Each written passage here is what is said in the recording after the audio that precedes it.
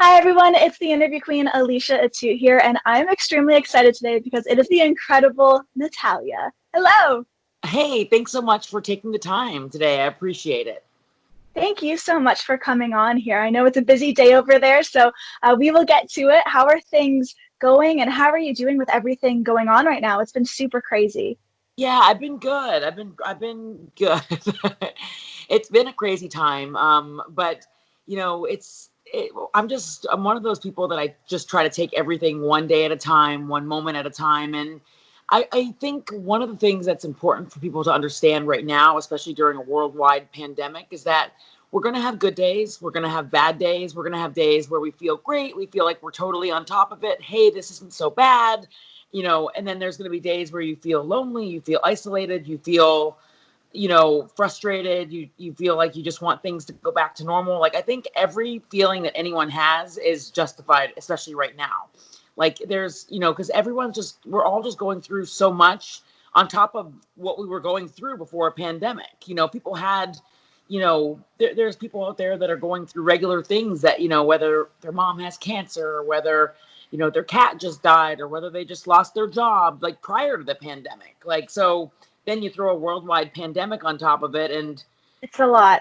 it's it's a lot for people to handle. But I want people to know that, like, from my own experience, like, I have had good days and I've had bad days and I've had everything in between. And it's just the best advice I can give people on how to handle it is just to feel what you need to feel, and then let it go and move on to the next day. Just try to take it one, like, day at a time, instead of being like, oh my gosh, we're not going to have fans until this month, or we're not going to be able to do this, or we're not going to be able to go to a show again, or, like, it's just overwhelming if you think about it in the big picture. Something I know you've also been able to do during this hectic time is almost take a step back, reevaluate, and start new things up. Like, you have the brand new YouTube channel with your sister Jenny, and I feel like you've been able to really have so much fun with that and tap into that creativity and the ridiculousness of being a YouTuber. So how has that been for you? Because you seem like you are having such a blast with that. Well, I think that, like, I never thought I would do YouTube, because I was like, no, it's an extra thing. It just seemed like it was a big production. But with the quarantine, that's when Jenny and I started really having fun with it, because, you know, we just, you have this time, you're at home, you're locked down, you're isolated, you can't really leave your house. At the time when we really started filming our videos is when we couldn't leave. And so we were like, this will be really fun, a good way for us to have fun and be creative and just still have a voice. Like, it's another way for us to have a platform. And that's the great thing about the world right now, and especially in WWE, is that we've gone digital. The world is really, in so many ways, especially because of this pandemic, we've gone digital. Like, this past Wrestlemania, this was the most viewed, most watched, most downloaded, most interactive WrestleMania in WWE history, and there wasn't any fans there. Now, of course, we would have given anything to have fans, but great, like, it's a great example that, yeah, we couldn't have fans because we just weren't able to, but we could still have the most watched WrestleMania in history, because there's social media now. So if you have Instagram, if you have Twitter, if you have YouTube or TikTok, or if you have a platform, you have a voice. And that's the great thing, is in WWE, even with this, we've still managed to keep going. And I couldn't be more proud of the people that I work with, that we've kept going. We haven't stopped, and we're trying to continue to put out content so that people have something to look forward to watching on Monday nights and Friday nights and pay-per-views that we have coming up. Because, even TJ, my husband, it, like, when there's a new UFC, whenever UFC comes on, like tonight, there's a UFC, and TJ's so excited because he loves UFC. And it just, people just want to have something to look forward to. And so that's one of the best parts of working in WWE, is that we really keep going. We push through so many different situations because we understand that even in really bad times, everybody needs to have an outlet. It definitely goes back to what you were saying, where it's, if hard things are thrown your way and certain hardships, if you take it day by day and push through, it's almost like you can find some sort of silver lining, whether it is the Wrestlemania having the most views and just making do, or this YouTube channel that randomly came out of it. I feel like there's so many little things that, yes, it is really hard day today, but if you make the best of it, if you can, some really cool things can definitely come out of it and come to light. Yeah, absolutely. Well, you had recently shared a video about your favorite wrestling treasures, and that was a crazy walk down memory lane hearing you talk about matches and incredible moments. And then you were showing off your gorgeous costumes and in-ring gear. So was there ever a phase or some gear you look back on and think, oh my gosh, I can't believe I wore that, or I can't believe that was a phase that I went through? Yeah, I mean, I look back on a lot of my old costumes from like before 2015, and I was like, oh my God, I can't believe I wore that, like in a bad way. Like even when I had pink in my hair, and like we just go through phases, like where you're just trying to see what works. You're trying to see what will stick. You're trying to see what will make you stand out. And I think for me, like having the cat suit, when I finally discovered that like the cat suit was sort of like what Such a defined. good look. Yeah, because it's just I don't have to worry when I'm wrestling about anything. You know, my shorts, I don't have to worry about getting a wedgie, or my top comes down, or like there were so many things that happened when I wore like a two-piece.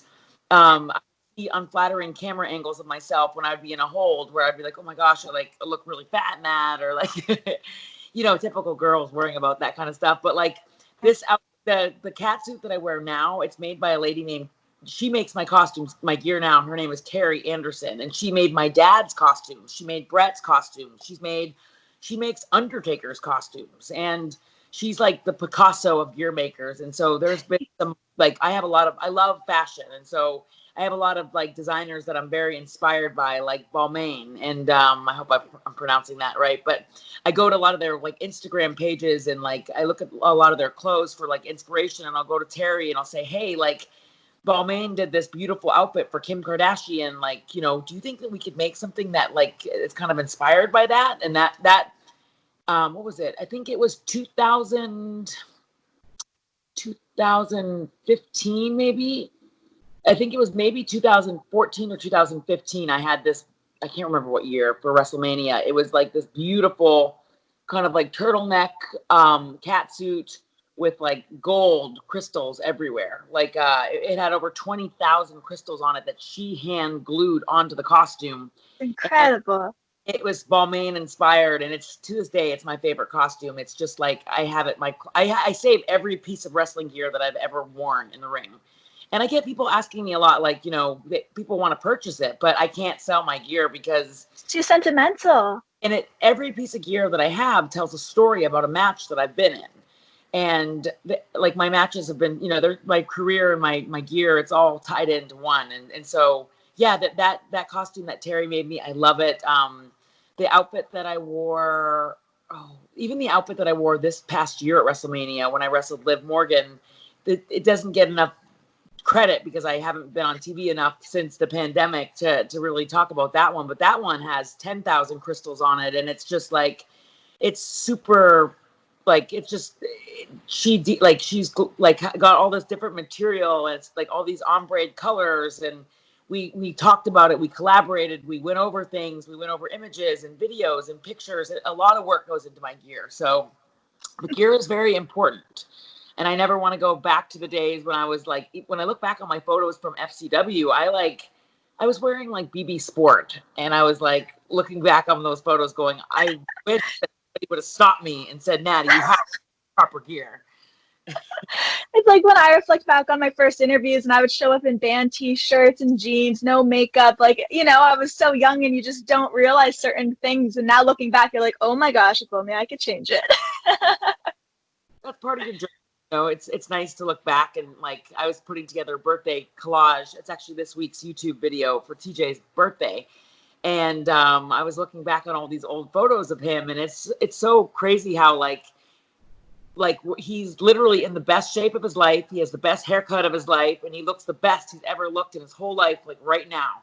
And not that I didn't like that little, like, remember when TJ had the little band? Yeah. Yeah, so those were good hair days for TJ. But yeah, it's funny how we all evolve, and I think that we're right where we need to be. I love how passionate you are talking about fashion. And one thing I did want to bring up with you as like a quick question to throw in here during our conversation is you're definitely a self-proclaimed shoe lover, a shoe girl. So how big is the collection at this point? Because I always see you rocking the coolest of kicks. Yeah, I love shoes, and I think TJ understands my love of shoes because every time it's birthday or Christmas or Valentine's Day, I always say, "Get me a pair of shoes." He's lucky, guy. Uh, I'm not a jewelry girl, but yeah, he always gets me to. He helps pick out a lot of my cool shoes, but I love Louis Vuitton shoes. I just like every season, Rey Mysterio and we compare shoes because Rey Mysterio he is a Louis Vuitton aficionado. He and I love Huh. Louis. So Louis is my favorite. That's my guilty pleasure. I probably have 20 pairs of Louis Vuitton sneakers, maybe more, and boots and heels. And I mean, actually, I probably have with boots, heels, and sneakers, maybe 40 pairs of Louis Vuitton shoes. But that's my guilty pleasure Crazy. advice. And if I need advice on fashion, especially shoe fashion, it's Rey Mysterio. He always best stuff. Who would have thought? That's such an incredible little Yeah. fact. Rey Mysterio is the most stylish guy I've ever met in my life. Well, one thing I wanted to bring up with you is how it's always great seeing you kick some butt on Raw. And we've recently seen a really interesting partnership between yourself and Lana. And a lot of people call you frenemies, a lot of people call you best friends. So I was curious, what would you name the relationship that you have together? Because it's a very interesting one. Well, Lana and I go way back. She's like a sister to me. We've had our fights. Don't get me wrong. We've had major meltdowns. But we're like, we talk every day. We text every day. We talk multiple times a day. Sometimes TJ will be like, "Who are you texting at 3 a.m?" And it's Lana. That's And so cute. I know, and I love her so much. She's very passionate about what she believes in, and she's you know what I love about Lana is that she's been loyal to me. She's had my back since the very beginning. Even if we fight, it's like a sisterhood. You know, always she always stands by what she's gonna do. She is always there for me. She's never let me down, and you know, I think our pairing right now on TV, it's exciting, it's fresh, and I feel like people don't understand how good Lana actually is, especially in the ring. You've only seen a little bit of what she can do because she's been a manager for so long. I truly think that once Lana gets her sea legs and people can actually see her compete in the ring, I actually feel like we're going to be tag team champions. I feel like we could take on Sasha and Bailey for the women's tag team championships, and I think Lana is, and I will say that I'm going to stand by this. I think she's one of the greatest untapped female talents in WWE that we haven't really got. You haven't even seen that in-ring side of her. So I almost knocked over a vase. But you haven't seen that side of her. So you're gonna see that side of her, and I can't wait until see what we really can do. So together, she's great, and I think she's polarizing. Either you really like her or you really hate her, but you will Right. always remember her. You will always remember what she does and what she says, and she's wild. She's wild. She's crazy. Lana is entertainment. She is pure entertainment, and I will give her that. I'm so excited to see what the future holds for you two because you can definitely tell the chemistry off camera must be fantastic. And then you can tell on camera when we're watching Raw just how great you two are together. So I'm really excited to see where it goes. Thank you. Me too. I'm looking forward to it. Hopefully, Asuka behaves herself as well. Right. Well, wrestling in the Neidharts is like wine and cheese. It is just the perfect match, and it has been for so long because your family, of course, has an absolutely incredible lineage and history in the profession. One thing that I really would love to know more about is the moment you actually told your dad that you wanted to get into professional wrestling, because I didn't know if he immediately got on board or if he gave you the expected father reaction where he's like, I want to protect my little girl, or if it was a combo of both. My dad really didn't want me being a female wrestler at all. He was very like, immediately he was kind of like, he didn't want me getting hurt. And he had a lot of friends like Luna Vachon and Sensational Sherry that, he loved and adored them, but he knew like, he's like, he knew that they could get hurt and especially in a physical setting. But as in wrestling back, when I was a kid, when I was a teenager, when I was growing up, when my dad was in his heyday, there weren't a lot of female wrestlers. There was Miss Elizabeth, there was Sensational Sherry, there was Wendy Richter, and there was just a few. And then as I, when I was a teenager, that was when Trish and Lita and Molly, that's when they kind of really kicked off their, their they really kicked off that new era for women. And I mean, once I watched Trish Stratus and Lita main event to Raw, for me, I think it wasn't so much as my uncles that inspired me. Like, let me rephrase this. It wasn't like I wasn't inspired by Bret Hart or the British Bulldogs. Of course. But when you see a woman, like a Canadian girl, I'm a Canadian empowering. Girl. Me too. Tell you, I have a little Canadian accent. But Trish is Canadian, and so when I watched her, I wanted to be like her because she was blonde and beautiful and Canadian and relatable. I could relate to her, and she was this ass-kicking woman in a man's world, and she was one of the first of her kind to do that. And I loved when she continued to wrestle even when she broke her nose. Like, she had to wear that face mask, but it just showed you how tough she was, that she wasn't just another pretty face. She was somebody that was willing to persevere. And so it's women like Trish that I, like, when I first started, like, was like, I really want to do this. This is so much fun. And of course, TJ was my first coach. So TJ was the first person that ever taught me how to wrestle. And after learning from him, it was like I just became really hooked on wrestling. It was so much fun. It was like, now I understand why people catch that wrestling bug. Because once you start, and of course, having a coach like TJ, who ironically is now this incredible producer in WWE. He produces, tons and tons of content, weekly content every week. And you think about, even Shawn Michaels now, it's like he's a producer. Shawn Michaels is a coveted producer in WWE. Who would have thought that 20 years after TJ wrestled, he would be a coveted producer in WWE with the likes of Shawn Michaels, producing matches and helping young talent and like taking everything they learned in 20 years, 30 years. Shawn, he's been wrestling a lot longer than TJ, right? Yeah. But TJ's, it's so cool because I was one of his first like students, and now I get to see TJ pass on all that knowledge to so many people, and they just love, like, TJ just brings so much to the table. He's just really, like, he's a wrestling historian. But not everybody is able to take a 20-year career and transfer their knowledge over to teaching people. Some people either have it or you don't. And I've seen incredible wrestlers that just can't parlay their messages in a teaching fashion, but TJ's mastered that. Like, it's really cool that he's found this second calling in his life to like be able to do that. It's awesome. So that's my little plug for TJ because I think he's amazing. I love the passion that comes through. Like, you two are absolutely adorable together. And that's why when I first interviewed him, it was cool being able to ask him about you and the cats. And now, interviewing you, you're able to rant about him. It's so cute. Yeah.